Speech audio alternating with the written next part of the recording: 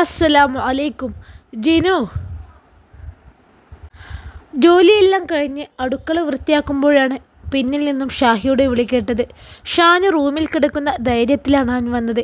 പേടിക്കണ്ട, ഞാൻ നിന്നെ ശല്യം ചെയ്യാൻ വന്നതല്ല, അവൻ വളരെ പതിഞ്ഞ ശബ്ദത്തോടെ പറഞ്ഞു. നിന്റെ ഒരു ഹെൽപ്പ് ചോദിച്ചു വന്നതാ. നേരത്തെ പറയാൻ വന്നപ്പോഴേക്കും ഷാനു വന്നില്ലേ? അവൻ്റെ സംസാരം ഇഷ്ടപ്പെടാത്ത പോലെ അവൻ നെറ്റി ചുനിച്ച് അവളെ നിന്ന് നോക്കി. നീ നിൻ്റെ ഫോണിൽ നിന്നും എൻ്റെ പെണ്ണിനെ ഒന്ന് വിളിക്കാമോ? എൻ്റെ ഫോണിൽ നിന്ന് വിളിച്ചപ്പോഴേ അവൾ ഉമ്മയാണ് ഫോണെടുത്തത്. 2 തവണ വിളിച്ചു. 2 തവണയും അവളുടെ ഉമ്മയാണ് ഫോണെടുത്തത്. എന്തിനാ നീ ഇപ്പോൾ അവളെ വിളിക്കുന്നത്? ജിനു സംശയത്തോടെ ചോദിച്ചു. ചുമ്മാ അവളോടൊന്ന് സംസാരിക്കാൻ. അപ്പോൾ നീ ഡെയിലി അവളെ വിളിക്കാറുണ്ടോ? ആ, ഇടയ്ക്ക്. പക്ഷേ ഇന്ന് ഉമ്മയാണ് കോളെടുത്തത്. ഉമ്മാനോട് പറഞ്ഞൂടെ വിളിക്കുന്നത് നീയാണെന്ന്? നീ അവളെ കാമുകനൊന്നല്ലല്ലോ, അവളെ കെട്ടാൻ പോകുന്നവനല്ലേ. പിന്നെ എന്തിനാ നീ പേടിക്കുന്നത്? ഉമ്മാക്കറിയില്ല ഞാൻ അവളെ വിളിക്കുന്നത്. കാരണം അവളെ ഉമ്മാക്ക് അതൊന്നും ഇഷ്ടമല്ല. വിവാഹത്തിന് മുമ്പ് അതൊന്നും പാടില്ലെന്നാ ഉമ്മാൻ്റെ ഓർഡർ. നല്ല ഉമ്മ, ജിനു മനസ്സിൽ പറഞ്ഞു. നീ ആണെങ്കിൽ അവളെ ഫ്രണ്ടാണെന്ന് പറഞ്ഞാൽ മതി, അപ്പോൾ ഉമ്മാക്ക് സംശയം ഉണ്ടാവില്ല. എന്തിനാ ഇത്ര റിസ്ക് എടുക്കുന്നത്? പ്ലീസ് ജിനു, പറ്റില്ലെന്ന് പറയില്ലേ? എന്താ ഞാനിപ്പോൾ ചെയ്യുക? ഷാനുക്ക് അറിഞ്ഞാൽ എന്നെ വഴക്ക് പറയോ? ഇവനാണെങ്കിൽ അവളെ വിളിച്ച് കൊടുക്കുന്നത് വരെ ശല്യം ചെയ്ത് എൻ്റെ പിന്നാലെ ഉണ്ടാവും. പ്ലീസ് ജിനു, ഒന്ന് വിളിക്കാമോ? അവനൊരു യാചനയോടെ ചോദിച്ചു. അപ്പോഴേക്കും അവൾ അടുക്കളയെല്ലാം വൃത്തിയാക്കി കഴിഞ്ഞിരുന്നു. ഫോൺ എൻ്റെ റൂമിലാണ്, ഞാൻ ഫോൺ എടുത്ത് വരാം.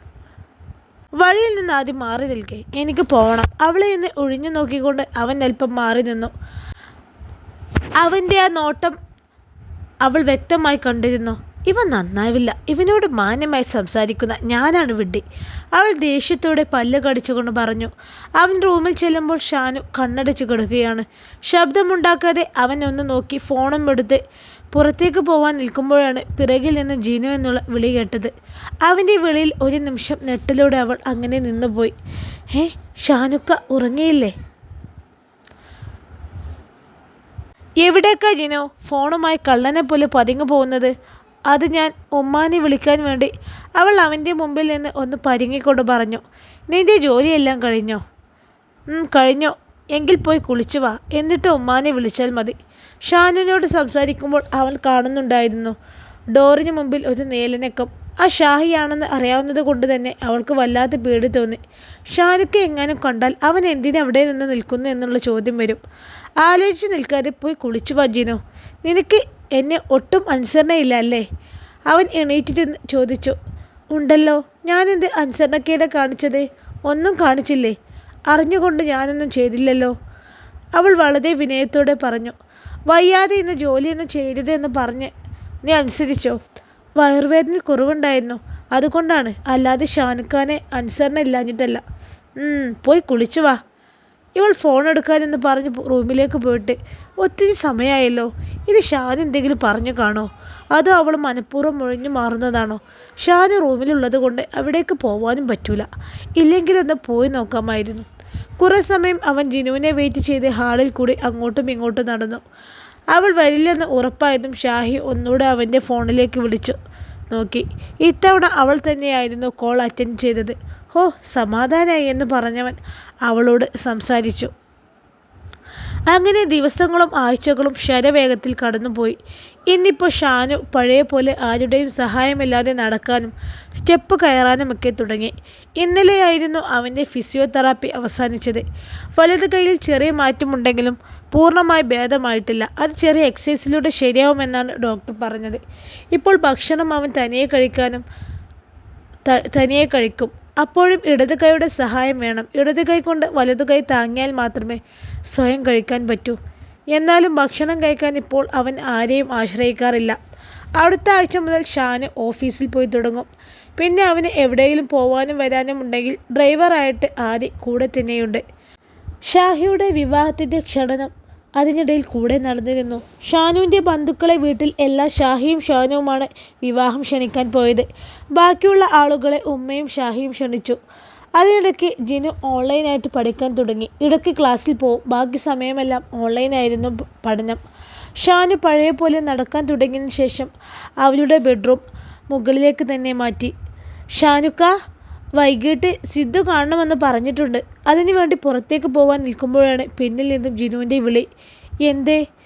ഉപ്പ ഇപ്പോൾ വിളിച്ചിരുന്നു. നാളെ നമ്മളോട് അവിടേക്ക് ചെല്ലാമോ എന്ന് ചോദിച്ചു. വിവാഹം കഴിഞ്ഞതിന് ശേഷം ഷാനുക്ക എൻ്റെ വീട്ടിലേക്ക് വന്നിട്ടേ ഇല്ലല്ലോ. വരാൻ പറ്റിയ സാഹചര്യം അല്ലായിരുന്നല്ലോ. അതെനിക്കറിയാം. നാളെ പോയാലോ? ഞാൻ പുറത്തു പോയി വന്നിട്ട് പറയാം. ഉപ്പ വിളിച്ചാൽ ഞാനെന്താ പറയേണ്ടത്? രാത്രി വിളിക്കാമെന്ന് പറ. ഷാനുക്ക വേഗം വരുമോ? പറയാൻ പറ്റൂല. ചിലപ്പോൾ വൈകും, ചിലപ്പോൾ വേഗം വരും. അവളോട് സംസാരിച്ചുകൊണ്ട് അവൻ താഴേക്കിറങ്ങി. ആദ്യം വണ്ടി എടുക്ക്, എനിക്ക് സമയമാകുന്നു. അന്ന് സിദ്ധുവുമായിട്ടുള്ള മീറ്റ് കഴിഞ്ഞ് വീട്ടിലെത്തുമ്പോൾ സമയം നന്നേ വൈകിയിരുന്നു. പക്ഷെ ആരും ഉറങ്ങിയിട്ടില്ല. നിങ്ങളെന്താ മോനെ ഇത്ര വൈകിയത്? ഹാളിലേക്ക് കയറാൻ നേരമില്ലാതെയായിരുന്നു ഉമ്മാൻ്റെ ചോദ്യം. ഈയിടെ ഇപ്പോൾ ഭയങ്കര സ്നേഹമാണ്. എന്തിനു വേണ്ടിയാണെന്ന് ആർക്കറിയാം. എനിക്ക് 1-2 പേരെ കാണാനുണ്ടായിരുന്നു. ഞാൻ കഴിക്കാൻ എടുത്തു വെക്കട്ടെ മോനെ? ഷാഹി വന്നു. അവൻ കുളിക്കാൻ കയറിയിട്ടുണ്ട്. ജിനു എവിടെ? ആർക്കറിയാം. നീ പോയതിനു ശേഷം താഴേക്ക് വന്നിട്ടേ ഇല്ല. ഞാൻ പോയി ഈ വേഷം ഒന്ന് മാറട്ടെ. അപ്പോഴേക്കും ഉമ്മ കഴിക്കാൻ എടുത്തു വെച്ചോ. ഷാനു റൂമിൽ ചെല്ലുമ്പോൾ ജിനു റൂമിലില്ല. ബാത്റൂമിൽ നോക്കിയപ്പോൾ അവിടെയുമില്ല. അപ്പോഴാണ് റൂമിന് പുറത്തു നിന്നും അവളുടെ സംസാരം കേൾക്കുന്നത്. അവൻ പോയി നോക്കുമ്പോൾ അവൾ ഫോണിൽ ആരോടോ സംസാരിക്കുന്നുണ്ട്. കുറച്ച് സമയം ആ സംസാരം കേട്ട് നിന്നപ്പോൾ അവന് മനസ്സിലായി അവളെ വീട്ടുകാരാണെന്ന്. അവൻ തിരിഞ്ഞു നടക്കാൻ പോകുമ്പോഴേക്കും പിന്നിൽ നിന്നും അവിടെ വിളിക്കേട്ടു. തിരിഞ്ഞു നിന്ന് ഫോൺ ചെയ്യുന്ന ഇവൾ എങ്ങനെ എന്നെ കണ്ടു? ഷാനുക്ക, ഇതേ ഉപ്പയാണ്, സംസാരിക്കേ. ഇവിടേക്ക് വരണ്ടായിരുന്നു എന്നവൻ മനസ്സിൽ ചിന്തിച്ചു. മോനെ, നാളെ വരുമോ? നിങ്ങളിവിടേക്ക് അവളോട് ചോദിച്ചപ്പോൾ നീ അവിടെ ഇല്ലയെന്ന് വന്നിട്ട് പറയാമെന്ന് പറഞ്ഞു. നാളെ വരൂലപ്പാ. നാളെ എനിക്കൊരു ചെറിയ പരിപാടി ഉണ്ട്. എങ്കിലും മറ്റന്നാൾ വരാൻ പറ്റുമോ? ഞാൻ നാളെ ഉപ്പാനെ വിളിക്കാം, എന്നിട്ട് പറയാം.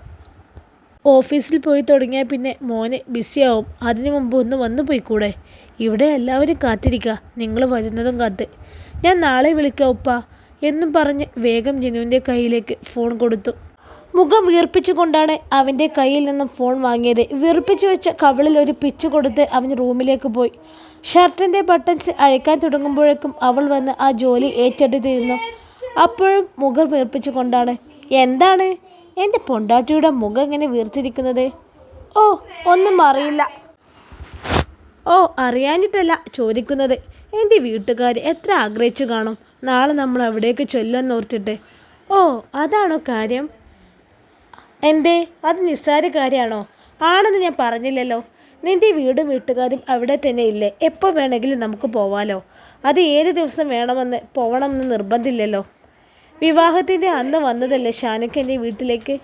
അന്നത്തെ സാഹചര്യം അങ്ങനെ ആയിരുന്നു എന്ന് എനിക്കറിയാം. പക്ഷേ ഇപ്പോൾ അങ്ങനെയല്ലല്ലോ.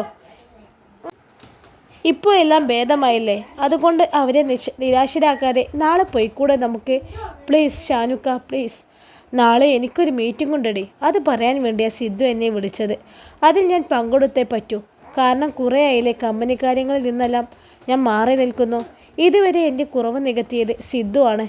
ഇനിയും ഞാൻ അവനെ ബുദ്ധിമുട്ടിക്കുന്നത് ശരിയല്ലല്ലോ. നാളെ എപ്പോഴാണ് മീറ്റിംഗ്? 5 മണിക്ക്. എപ്പോൾ കഴിയും? അത് പറയാൻ പറ്റില്ല. ചിലപ്പോൾ 7 മണി, ചിലപ്പോൾ അത് കഴിഞ്ഞ് അതിന് മുമ്പ് കഴിയും. എന്നിട്ട് പോയാൽ മതിയോ? അപ്പോൾ പോയിട്ട് എന്തിനാ? പെട്ടെന്ന് നിങ്ങൾ ഓടിപ്പോരാനോ? അതാണ് ഞാൻ പറഞ്ഞത് മറ്റന്നാൾ പോകണമെന്ന്. അപ്പോൾ നിനക്ക് നാളെ തന്നെ പോകണം. മറ്റന്നാൾ പോകുമെന്ന് ഉറപ്പല്ലേ? ഇനി വാക്കുമാറില്ലല്ലോ. ഇല്ല എൻ്റെ ഭാര്യ. ഷർട്ട് അയച്ച സ്ഥിതിക്ക് ഈ ബെൽറ്റ് കൂടി ഒന്ന് അയച്ചേക്ക്. ഉമ്മ പറഞ്ഞു ഞാൻ പോയതിന് ശേഷം നീ താഴേക്ക് പോയിട്ടില്ലെന്ന്. എനിക്ക് പഠിക്കാനുണ്ടായിരുന്നു. പിന്നെ പ്രത്യേകിച്ച് ജോലിയൊന്നുമില്ലല്ലോ. എല്ലാം തീർത്തിട്ട് തന്നെയാണ് പഠിക്കാനിറങ്ങിയത്. ഓ, ഞാൻ സമ്മതിച്ചു. ഒരു മുണ്ട് കിട്ടിയാൽ അത് ഉടുത്തിട്ട് ഭക്ഷണം കഴിക്കാൻ പോകാമായിരുന്നു. പാൻ്റായിരുന്നു നല്ലത്. എങ്കിലും ഉടുക്കാൻ ബുദ്ധിമുട്ടാവില്ലല്ലോ, അല്ലേ ജിനു? അതിനവൾ പുച്ഛത്തോടെ ഒന്ന് മുഖം തിരിച്ചു. ഞാൻ പറഞ്ഞത് പെണ്ണിന് പിടിച്ചിട്ടില്ല.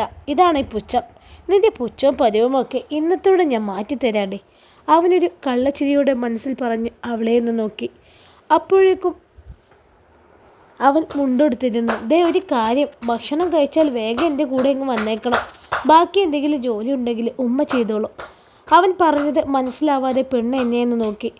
പറഞ്ഞത് മനസ്സിലാക്കി തരുന്നത് നല്ലത്, പ്രവൃത്തിയിലൂടെ മനസ്സിലാക്കി തരുന്നതല്ലേ. അതുകൊണ്ട് ഞാൻ പറഞ്ഞതുപോലെ ചെയ്താൽ മതി. വീണ്ടും പെണ്ണ് അവൻ പറഞ്ഞത് മനസ്സിലാവാതെ ആലോചിച്ച് നിൽക്കുക. ഇങ്ങനൊരു പൊട്ടി. അവളെ നിൽപ്പ് കണ്ട് അവനിലേക്ക് അവളെ വലിച്ചടുപ്പിച്ചുകൊണ്ട് അവളെ കാതോരം ചുണ്ടുകൊണ്ട് ചേർത്തുകൊണ്ട് പറഞ്ഞു, എൻ്റെ ഭാര്യയെ പൂർണ്ണമായി എനിക്കിന്ന് വേണം. അവനത് അവളുടെ കാതോരം മുഴയുമ്പോൾ അവൾ നാണത്താൽ കോരിത്തരിച്ചുപോയി. അവളിലെ നാണം അവൻ വ്യക്തമായി കണ്ടിരുന്നു. അവളുടെ കവിളിലൊന്ന് അമർത്തി ചുംബിച്ചുകൊണ്ട് പറഞ്ഞു, ഇപ്പോഴേ ഇങ്ങനെ നാണിക്കല്ലേ, സംസാരിച്ചു നിന്ന് സമയം പോയി, നീ ഇങ്ങ് വന്നേ, വിശക്കുന്നു, ഭക്ഷണം കഴിക്കാം. അവളെ ചേർത്ത് പിടിച്ചുകൊണ്ട് അവൻ താഴേക്കിറങ്ങി. അവരെത്തുന്നതിന് മുമ്പ് തന്നെ ആദി അവിടെ എത്തിയിട്ടുണ്ട്. അവർ ചെല്ലുമ്പോൾ ഉമ്മ എല്ലാം ടേബിളിൽ കൊണ്ടുവന്ന് വെക്കുന്നുണ്ട്. ജിനു വരാത്ത പരിഭവമൊന്നും ആ മുഖത്ത് അവൻ കണ്ടില്ല. ഇനി ഉമ്മ നന്നായോ? ഏയ്, ഉമ്മ നന്നാവാൻ വഴിയില്ല. ഇത് ചിലപ്പോൾ എന്തോ കാര്യം നേടാനുള്ളതാവും. അതേ, എനിക്ക് വാരി തരണം. അവനത് പറഞ്ഞപ്പോൾ പെണ്ണ് സന്തോഷത്തോടെ അവനെ ഒന്ന് നോക്കി. ഈയിടെയായി അവൻ തനിയാണ് കഴിക്കാറ്. ഇന്ന് അതിലൊരു മാറ്റം വരുത്തിയ സന്തോഷമാണ് അവളുടെ മുഖത്ത്. പിന്നെ ഞാൻ നേരത്തെ പറഞ്ഞത് മറക്കണ്ടിട്ടോ പെണ്ണെ, റൂമിലേക്ക് വേഗം വന്നേക്കണം. ഒരു സ്വകാര്യം പോലെ പറഞ്ഞപ്പോൾ അവൾക്ക് ഏകദേശം കാര്യം മനസ്സിലായിരുന്നു. അവരെ സംസാരം കാണുമ്പോൾ ഇടയ്ക്ക് ആദ്യം അവരെ നോക്കുന്നുണ്ടെങ്കിലും പേരിന് പോലും ഷാഹിയുടെ നോട്ടം അവരിലേക്ക് എത്തിയില്ല. അത് കാണുമ്പോൾ ജിനു ചിന്തിച്ചു പോയി, ഇവന് ഡീസൻ്റ് ആവാനും അറിയാമെന്ന്. ഭക്ഷണം കഴിച്ച് ഷാനു റൂമിലേക്ക് പോയി. കൂടെ തന്നെ ആദ്യം എല്ലാം എടുത്തു വെച്ച ശേഷമാണ് ജിനു റൂമിലേക്ക് പോയത്. അവൾ ചെല്ലുമ്പോൾ ഷാനു റൂമിലില്ല. ബാൽക്കണിയിൽ പോയി നോക്കി, അവിടെയുമില്ല. ഈ ഷാനുക്ക് എവിടെ പോയി? അവൾ പരിഭവത്തോടെ അവിടെ ആകെ ഒന്നുകൂടി നോക്കിക്കൊണ്ട് ചോദിച്ചു. ചിലപ്പോൾ എവിടെയെങ്കിലും മറഞ്ഞു നിൽക്കുന്നുണ്ടാവും എന്നെ പേടിപ്പിക്കാൻ. ഷാനുക്ക് മറഞ്ഞു നിൽക്കാതെ വന്നേ, ഇല്ലെങ്കിൽ ഞാൻ താഴെ റൂമിൽ പോയി കിടക്കൂട്ടോ. എന്തൊക്കെ പറഞ്ഞിട്ടും ഷാനുക്ക വരുന്നില്ലല്ലോ. ഇനി ആദ്യയുടെ റൂമിലുണ്ടാവുമോ? പോയി നോക്കട്ടെ. അതും പറഞ്ഞവൾ പുറത്തേക്ക് പോകാൻ നിൽക്കുമ്പോൾ റൂമിലെ ലൈറ്റ് ഓഫായതും അതിൻ്റെ കൂടെ തന്നെ റൂമിൻ്റെ ഡോറും അടഞ്ഞു നിന്നു. ആ സമയം പെട്ടെന്ന് അവൾക്ക് ഓർമ്മ വന്നത് ഷാഹി അവളെ അപായപ്പെടുത്താൻ നോക്കിയ അന്നത്തെ ദിവസമാണ്. ആ ഭയം അവളിലേക്ക് കടന്നു വന്നതും ഇരു കൈയാൽ ചെവി അമർത്തി പിടിച്ചുകൊണ്ടവൾ നിലവിളിച്ചു പോയി. അപ്പോഴേക്കും റൂമിൽ ലൈറ്റ് തെളിഞ്ഞിരുന്നു. ജിനു പേടിയോടെ നിൽക്കുന്ന അവളെ അവൻ്റെ നെഞ്ചോട് ചേർത്ത് പിടിച്ചുകൊണ്ട് പറഞ്ഞു, എന്ത് പറ്റി? ഞാൻ നിന്നെ പറ്റിക്കാൻ വേണ്ടി ലൈറ്റ് ഓഫ് ചെയ്തതല്ലേ, അതിനെ എങ്ങനെയൊക്കെ പേടിക്കാമോ? അപ്പോഴും പേടി മാറാതെ അവൻ്റെ നെഞ്ചിലേക്ക് ചേർന്ന് നിൽപ്പായിരുന്നു അവൾ. അവളെ നിൽപ്പ് കണ്ട് അവൻ ചെയ്ത തമാശ അവളിൽ ഇത്രമാത്രം പേടി വരാനുള്ള കാരണം തേടുകയായിരുന്നു അവൻ. ജിനു, നീ ഓക്കെ ആയോ? നീ എന്തിനാ പേടിച്ച് നിലവിളിച്ച്? ഈ റൂമിൽ ഞാനല്ലാതെ പിന്നെ ആര് വരാനാ? അത് പെട്ടെന്ന് അവൾക്ക് അവനോട് എന്ത് പറയണമെന്ന് അറിയില്ലായിരുന്നു. ഇതിനു മുമ്പ് നിന്നെ ആരെങ്കിലും ഇതുപോലെ പേടിപ്പിച്ചിരുന്നോ? ഇല്ല, അവൾ വേഗം മറുപടി പറഞ്ഞു. ഞാൻ കരുതി വെച്ചത് എൻ്റെ പെണ്ണ് നല്ല ധൈര്യശാലിയാണെന്നാ. ഇതിപ്പോൾ ലൈറ്റ് ഓഫ് ചെയ്തപ്പോഴേക്കും പേടിച്ച് നിലവിളിച്ചു. ഭാഗ്യത്തിന് ആരും കേട്ടില്ല, ഇല്ലെങ്കിൽ ആളുകൾ തെറ്റിദ്ധരിച്ചേനെ. അവൻ്റെ സംസാരം കേട്ട് അവൾ അവനെ ഒന്ന് കൂർപ്പിച്ച് നോക്കി. മിണ്ടാതെ വന്ന് ലൈറ്റ് ഓഫ് ചെയ്ത് ഡോർ അടിച്ചാൽ ആരായാലും പേടിച്ചു പോലെ ഷാനുക്ക. എന്നിട്ട് എനിക്ക് ധൈര്യമില്ലെന്ന് പറഞ്ഞ് കളിയാക്കുന്നു. നല്ല ധൈര്യമുണ്ടോ എനിക്ക്? ഉണ്ട്. ശരിക്കും? അവൻ കുസൃതിയോടെ ചോദിച്ചു. ഇന്നത്തെ രാത്രി നിൻ്റെ ധൈര്യം ഞാനൊന്ന് പരീക്ഷിക്കട്ടെ. 10 മാസങ്ങൾക്ക് ശേഷം എൻ്റെ പെണ്ണിൻ്റെ ധൈര്യം പരീക്ഷിക്കാൻ പോവാൻ ഞാൻ. അപ്പോഴാണ് അവൻ പറഞ്ഞതിൻ്റെ അർത്ഥം അവൾക്ക് മനസ്സിലായത്. അപ്പോഴേക്കും പെണ്ണിൻ്റെ മുഖം നാണം കൊണ്ട് ചുവന്നുപോയി. അവൻ ചോദിച്ചതിന് മറുപടി കൊടുക്കാതെ അവൾ അവൻ്റെ നെഞ്ചിലേക്ക് മുഖം പൊഴുത്തി. ലൈറ്റ് ഓഫ് ചെയ്യണോ അതോ ഇങ്ങനെ ഓണാക്കി ഇട്ടേക്കണോ? എനിക്ക് ഏതായാലും കുഴപ്പമില്ല. ഓഫ് ചെയ്യണം. വളരെ പതിയായിരുന്നു അവൾ പറഞ്ഞത്. ഒരു ഗ്ലാസ് പാല് കൂടെ വേണമായിരുന്നു അല്ലേ ജിനു? സാരില്ല, ബാക്കിയെല്ലാം നമുക്ക് അടിപൊളിയാക്കിയാൽ മതി. നീ ഇന്ന് കുടിക്കാനുള്ള വെള്ളം കൊണ്ടുവച്ചില്ലേ? അല്ലോ, അതെന്നോട് മറന്നുപോയി. ഞാനിപ്പോൾ കൊണ്ടുവരാം. വേണ്ട, ഞാൻ പോയി എടുത്തോളാം. വേണ്ട ഷാനുക്ക പോണ്ട, ഞാൻ കൊണ്ടുവരാം. വേണ്ടാന്ന് പറഞ്ഞില്ലേ എന്ന് പറഞ്ഞവൻ വേഗം താഴേക്കിറങ്ങി. അവൻ സ്റ്റെപ്പിറങ്ങി ചെല്ലുമ്പോഴുണ്ട് ഷാഹിയുടെ സംസാരം കേൾക്കുന്നുണ്ട്. ഇവൻ ഇതുവരെ ഉറങ്ങിയില്ലേ? ഡേ, ഞാൻ വിളിക്കുമ്പോൾ നീ ആയിരിക്കണം ഫോൺ എടുക്കേണ്ടത്. അവിടെ എനിക്കൊരു എക്സ്ക്യൂസും കേൾക്കണ്ട. എപ്പോൾ നിന്നെ വിളിച്ചാലും നിൻ്റെ ഉമ്മയാണല്ലോ ഫോൺ എടുക്കുന്നത്. ഞാൻ വിളിക്കുന്നത് നിൻ്റെ ഫോണിലേക്കല്ലേ, അല്ലാതെ നിൻ്റെ ഉമ്മാൻ്റെ ഫോണിലേക്കല്ലല്ലോ. അതുകൊണ്ട് വീണ്ടും പറയാം, ഞാൻ വിളിക്കുമ്പോൾ എനിക്ക് നിന്നെ കിട്ടിയിരിക്കണം. വേണ്ട, നീ ഇങ്ങോട്ടൊന്നും പറയണ്ട. സമയം എത്ര വേണമല്ലോ ആയിക്കോട്ടെ. എനിക്ക് നിന്നോട് ഇനിയും സംസാരിക്കണം. നിൻ്റെ ഉമ്മാക്ക് എന്താടി ഭ്രാന്താണോ? നീ ആരോടെ സംസാരിക്കുന്നതെന്ന് നോക്കി നടക്കാൻ? അത്ര സംശയം ഉണ്ടെങ്കിൽ ഉമ്മാനോട് പറ വിളിക്കുന്നത് ഞാനാണെന്ന്. നിന്നോട് സംസാരിക്കാൻ കിട്ടുന്ന ആകെ ടൈം രാത്രിയാണ്. അപ്പോഴേക്കും ഉമ്മ കേൾക്കും വാപ്പ കേൾക്കും എന്ന് പറഞ്ഞ് 1-2 വാക്ക് സംസാരിച്ച് നീ ഓടിപ്പോവും. നിനക്കെന്താ എന്നോട് സംസാരിക്കാൻ താല്പര്യമില്ലേ? അതാണോ നീ ഒഴിഞ്ഞു മാറുന്നത്? വെള്ളമെടുക്കാൻ പോയ ഷാനുവിന് ഷാഹിയുടെ സംസാരം കേട്ട് ദേഷ്യം തോന്നിപ്പോയി. ആ കുട്ടിക്ക് ചിലപ്പോൾ ഇവിടുന്ന് സംസാരിക്കാൻ ചില പരിമിതികൾ കാണും. അതൊന്നും മനസ്സിലാക്കാതെ എന്തിനാ അവൻ അതിനോട് ഇത്ര ദേഷ്യത്തോടെ സംസാരിക്കുന്നത്? ഇത്ര അധികാരത്തോടെ സംസാരിക്കാൻ നിൽക്കാൻ ഒന്നും കഴിഞ്ഞിട്ടില്ലല്ലോ. കഷ്ടം തന്നെ. ഞാൻ വെള്ളം എടുത്ത് വരുമ്പോഴേക്കും നീ കിടന്നോ? വെള്ളം ടേബിളിലേക്ക് വെച്ച് ഡോർ ലോക്ക് ചെയ്ത് കൊണ്ടവൻ പറഞ്ഞു. ലൈറ്റ് ഓഫ് ചെയ്യണ്ടല്ലോ ജിനു. ഇനി ചിലപ്പോൾ ഞാനെന്തെങ്കിലും ചെയ്യുമ്പോൾ നീ നേരത്തെ പോലെ ഒച്ച വെച്ചാൽ അപ്പുറത്തെ റൂമിൽ കിടക്കുന്ന ആദി ഓടി വന്നു വരും. അല്ലെങ്കിലും ഈ ഷാനുക്കാക്ക് എന്നെ കളിയാക്കാൻ ഭയങ്കര മിടുക്കാണല്ലോ എന്ന് പറഞ്ഞവൾ പരിഭവത്തോടെ തിരിഞ്ഞു കിടന്നു. ജിനു, 10 മാസങ്ങൾക്ക് ശേഷം ഫസ്റ്റ് നൈറ്റ് ആഘോഷിക്കുന്ന നവദമ്പതികൾ ഒരു പക്ഷെ നമ്മളായിരിക്കും അല്ലേ ജിനു? അതുകൊണ്ടേ അനുവാദം ചോദിക്കുന്നില്ല. അങ്ങനെ അവൻ അവളിലേക്ക് പൂർണ്ണമായും അവളെ സ്വന്തമാക്കി. നേരം പുലരുവോളം അങ്ങനെ അവർ കിടന്നു. ഷാനുക്ക അവനൊന്ന് മൂളിക്കൊണ്ട് അവളുടെ മാറിലേക്ക് ഒന്നുകൂടി ഒതുങ്ങിക്കിടന്നു. സമയം 6 മണിയായി. എഴുന്നേൽക്കണ്ടേ? അവൾ വാത്സല്യത്തോടെ അവൻ്റെ മുടിയിൽ തഴുകി. വേണ്ട. പിന്നെ എന്താ ഉദ്ദേശം? ഇന്ന് മുഴുവൻ ഇങ്ങനെ കിടക്കാണോ ഞാനോ? ഈ ചൂട് പറ്റി ഇന്ന് മുഴുവൻ എനിക്കിങ്ങനെ കിടക്കണം. എങ്കിലും ഉമ്മ ഈ ഡോർ തല്ലി അകത്ത് കയറും. ഉമ്മാനോട് പോവാൻ പറ. ഷാനുക്ക് കിടന്നോ? ഞാൻ എഴുന്നേൽക്കട്ടെ പ്ലീസ്.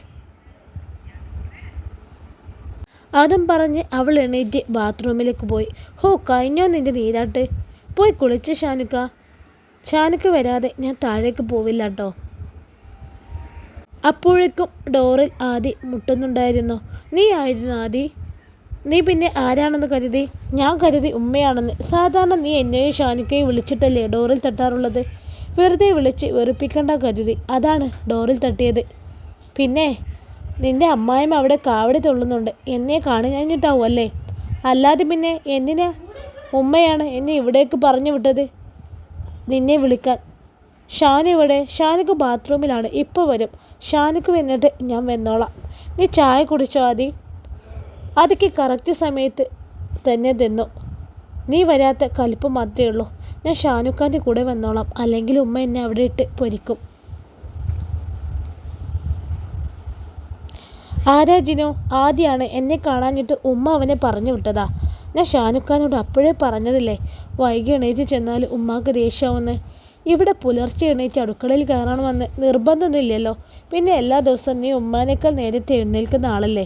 ഒരു ദിവസം വൈകിയെന്ന് കരുതി അതിൻ്റെ പേരിൽ ഉമ്മ എന്തെങ്കിലും പറഞ്ഞാൽ മറുപടി ഞാൻ കൊടുത്തോളാം. ഹോ, തമ്പുരാട്ടി എണീറ്റ് വന്നോ? സമയം 7 മണി കഴിഞ്ഞു. ഇപ്പോഴാണ് നിനക്ക് ഇവിടേക്ക് എന്നെല്ലാം കണ്ടത്? ഉറഞ്ഞു തുള്ളിക്കൊണ്ടായിരുന്നു ഉമ്മ അവളോട് സംസാരിച്ചു തുടങ്ങിയത്. ഉച്ചയായിട്ട് എണീറ്റ് വന്നാലേ ഇവിടുത്തെ ജോലിയെല്ലാം ആര് ചെയ്യുമെന്ന് കരുതിയ? പെൺകുട്ടികളായാൽ കുറച്ച് നേരത്തെ എഴുന്നേൽക്കണം. അല്ലാതെ വെയിലുദിക്കുന്നത് വരെ കിടന്നുറങ്ങരുത്. ആഴ്ച കഴിഞ്ഞാൽ ഈ വീട്ടിലേക്ക് വേറൊരു പെൺകുട്ടി കയറി വരാനുള്ളതാ. നീ ചെയ്യുന്നത് കണ്ടിട്ടല്ലേ അവളും പഠിക്കുക? എന്താ ഉമ്മ ഇത്? എന്തിനാ ഇതൊക്കെ പറയുന്നത്? ഷാനുവിൻ്റെ ശബ്ദം കേട്ട് ഉമ്മ തിരിഞ്ഞു നോക്കി. ഉമ്മ അവനെ ഒട്ടും അവിടെ പ്രതീക്ഷിച്ചില്ല. കയറി വരുന്ന പെൺകുട്ടികൾ വഴുകി എണീറ്റാൽ വീടിനെ ദോഷം ചെയ്യുമെങ്കിൽ ഉമ്മയും കയറി വന്ന പെണ്ണല്ലേ, അല്ലാതെ ഇവിടെ ജനിച്ചു വളർന്ന ആളല്ലല്ലോ. അപ്പോൾ ഉമ്മ വൈകി എഴുന്നേറ്റാലും ഈ വീടിന് ദോഷം ചെയ്യും. അതുകൊണ്ട് കുറ്റം അവളിൽ മാത്രം അടിച്ചേൽപ്പിക്കണ്ട. പിന്നെ ഇന്നൊരു ദിവസമാണ് അവൾ വൈകി എണീറ്റത്. അല്ലാത്ത ദിവസങ്ങളിൽ ഉമ്മാനേക്കാൾ മുമ്പ് എണീറ്റ് അവളാണ് ഇവിടുത്തെ ജോലിയെല്ലാം ചെയ്യുന്നത്. ഒരു ദിവസം വൈകി എഴുന്നേൽക്കുമ്പോഴേക്കും ഉമ്മ എന്തിനാണ് അവളെ ഇങ്ങനെ ചീത്ത പറയുന്നത്? ഈ വീട്ടിൽ അവളെ ഭരിക്കാൻ ഞാൻ ആർക്കും അധികാരം കൊടുത്തിട്ടില്ല, ഇനി കൊടുക്കാനും പോകുന്നില്ല. മനസ്സിലായോ? ഇൻഷാ അല്ലാഹ് ഈ കഥയുടെ ബാക്കി ഭാഗമായി നാളെ കാണാം. അസ്സലാമു അലൈക്കും.